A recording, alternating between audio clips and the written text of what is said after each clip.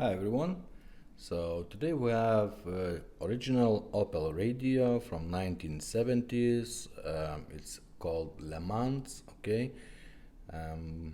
We was not able to install the Bluetooth in this one, so we kept all original, and there is basically nothing to show, just how the radio works, and we did change the light bulbs, and that's it.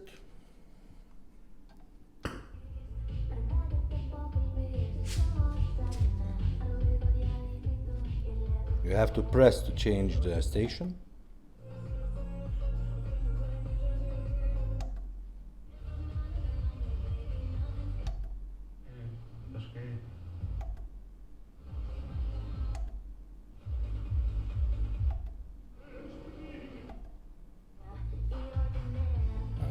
It works just perfect. Okay, let's see how it looks in the dark. Not much light here, but this is how it came from factory. So basically that is it.